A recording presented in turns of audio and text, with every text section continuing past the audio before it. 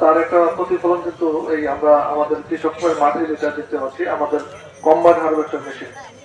শুধুমাত্র এটা না, এটা এছাড়াও আরো অনেক ধরনের মেশিন আছে। তো আমরা অনেকে মনে করি যে ডিজিটাল বাংলাদেশ মনে করি যে কম্পিউটার নিয়ে কাজ করা, এটা না।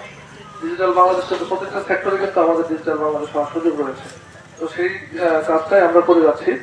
এখানে যে জিনিসটা আমাদের উপজেলা কৃষি অফিসার মহোদয় আপনাদেরকে উপস্থাপন করেছেন, সেটা হচ্ছে যে এটার সুবিধাটা কি কি। সেই সুবিধাটা অনেকগুলোই উনি বলেছেন। এর বাইরে যে জিনিসটা আমাদের খুব বেশি ইম্পর্টেন্ট, সেটা হচ্ছে আমরা যখন ম্যানুয়ালি কাজ করে থাকি, যেমন আমরা ধান কাটলাম, মারাই করলাম, ঝাড়লাম, শুকাইলাম, এই যে প্রসেস, এই টোটাল প্রসেসে কিন্তু আমার 15 থেকে 20% ধান লস হয়ে যায়, বাইরে চলে যাচ্ছে। সেই রকম কৃষক শ্রমিক পাওয়া যাবে না, কৃষক পাওয়া যাবে না। আমাদেরকে আধুনিক ব্যবস্থায় আসতে হবে, সেটি এখানে আজকে উদ্বোধন করতে এসছে।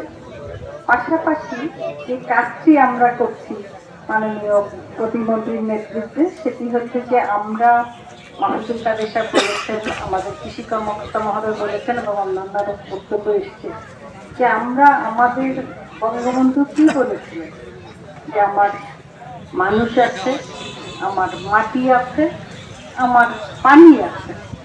আমার এই তিনটি যদি থাকে এবং সেটিকে যদি আমি সঠিকভাবে ব্যবহার করতে পারি। আজকে অত্যন্ত আনন্দের সাথে দেখতে পাচ্ছি সেই সোনালী ধান।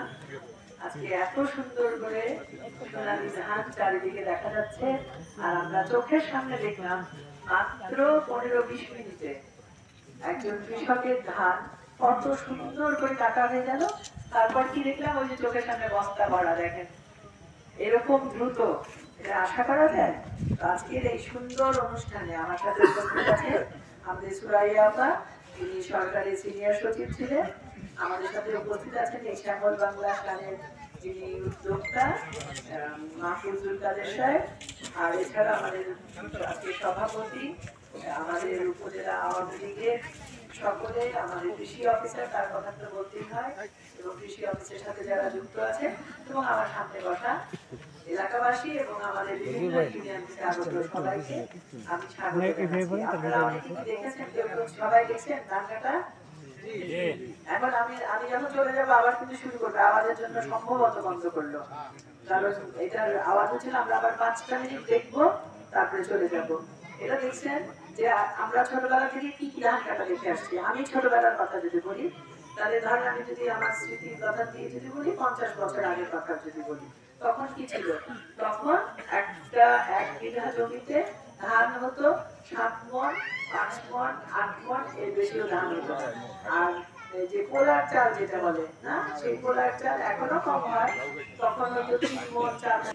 আর আজকে আমাদের বাংলাদেশে আমি বলবো যে একটা অসাধ্য সাধন, যে আমাদের কৃষি যে গবেষণা, যেটা আমাদের বঙ্গবন্ধুর নেতৃত্বে বাংলাদেশ স্বাধীন হওয়ার আগে থেকে, যেটা আওয়ামী লীগের নির্বাচনী যে ইশতেহার বা নির্বাচনী যে মানে প্রতিজ্ঞা বা নির্বাচনী কর্মসূচি ছিল, সেই কর্মসূচিটার মধ্যে ছিল কৃষির যান্ত্রিকীকরণ।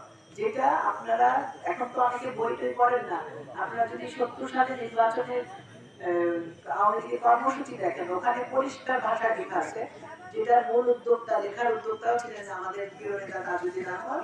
তিনি সেখানে ওখানে পরিষ্কার করে বলা আছে যে আমরা আওয়ামী লীগ যদি ক্ষমতায় যায়, কৃষিকে যান্ত্রিকীকরণ করবে। কারণ এই যন্ত্রের ব্যবহার কিন্তু বিশ্বের সব দেশে আর অনেক আগে থেকে আছে, কিন্তু আমাদের দেশে খন্ড খন্ড জমি বলে আমরা কিন্তু এটা করতে পারি না। যেমন মনে করেন বিশ্বের বিভিন্ন দেশে, ধরেন একটা দেশের কথা বলি আমি আমেরিকার একটা জায়গার অঞ্চল, যে কোনো অঞ্চলের কথা বলি, তো ওখানে দেখবেন একটা জায়গায় যদি যান একটা ক্ষেতের পাশ দিয়ে, তাহলে দেখবেন খালি ভুট্টা তো ভুট্টা, ভুট্টা মানে হাজার হাজার বিঘা জমি খালি ভুট্টা বা একর জমি ভুট্টা। একটা আখ ক্ষেতের পাশ দিয়ে যাবেন, খালি দেখবেন আখ তো আখ।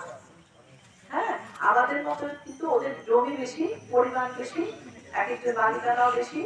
আর ওরা জমি যেহেতু একটা মাপ করে ভাগ করা আছে, যে কার কতটুকু জমি, যেমন আমার সামনে বসা আছে, যেমন আমি বলি বাবু শেখ, মাসুদ, ওদের, তারপরে যেমন আমাদের হান্নান, প্রত্যেকের জমি আছে, যেমন প্রত্যেকের জমিটা ভাগ করা আছে, লিখিত আছে, ডিজিটাল যেটা এখন আমাদের সরকার করতে যাচ্ছে, ডিজিটাল সার্ভের মাধ্যমে এটা আস্তে আস্তে হবে, সময় লাগবে, মাত্র শুরু হয়েছে।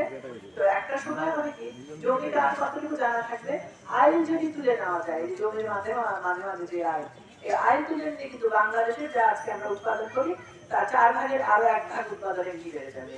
কারণ আইলের কারণে কিন্তু আমাদের উৎপাদনটা অনেক কম। কারণ আইল যতটুকু একটা চলার জন্য আইল ভাগ, তারপরে আইলের দুই পাশে কিন্তু আইল বরাবর কিন্তু ফাঁকা থাকে, অনেকখানি 1 ফিট 2 ফিট করে ফাঁকা থাকে। তো তাতে করে আমাদের উৎপাদন কিন্তু অনেক কমে যায়। এখন এই যে আজকে আমরা দেখলাম যে আমাদের সামনে যে ধানটা কাটা হলো মেশিনটা, তো এই মেশিনটা দিয়ে ধানটা কাটার ফলে সরকার কি করতে চেষ্টা করছে, আমাদের জননেত্রী শেখ হাসিনা এই যে বঙ্গবন্ধু সময় থেকে মানে 1972 সাল থেকে যে ধান গবেষণা ইনস্টিটিউট যে ধানের গবেষণা করে যাচ্ছে, এবং আন্তর্জাতিক ভাবে যে ইরি ফসলটা কিন্তু খুব বেশি দিন আগে না, ইরি ফসলটা 70 সালের দিকে প্রথম এটা চালু হয়।